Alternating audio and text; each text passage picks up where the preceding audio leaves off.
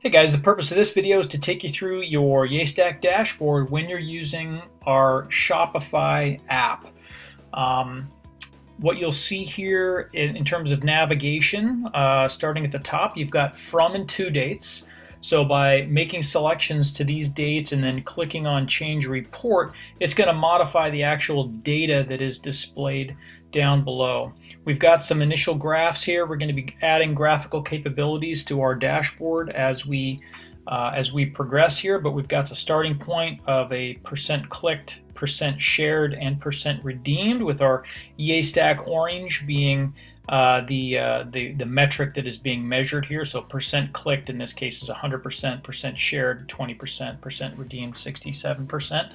Scrolling down below, you'll see at the top right of the actual data table, we have a selected report currency.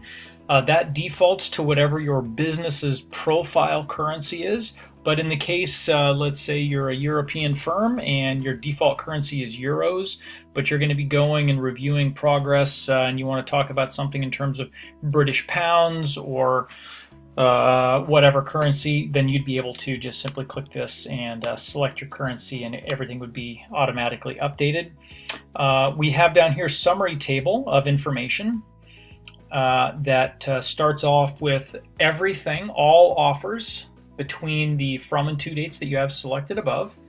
And then that's broken down into our three different types of offers. So we have a summary for share to give, we have a summary for share to get, and we have a summary for win-win.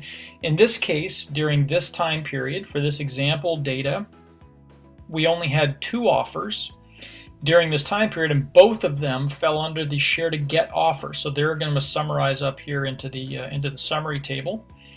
And of note here is the graphs above represent whatever you have selected here. So in this case, whatever you select here, these graphs represent the summary. If I said I wanted to look at just what happened here with the free t-shirt with purchase offer, I click that, that's going to give me the numbers. If I click on $50 credit, that's going to be the updated one there. So this selection button here is what drives the visual representation of the graphs there below.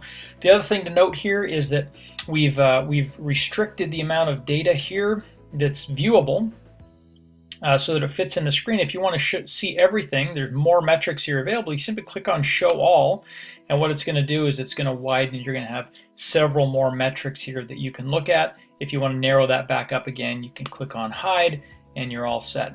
Guys, I hope this was helpful. Make it a great day.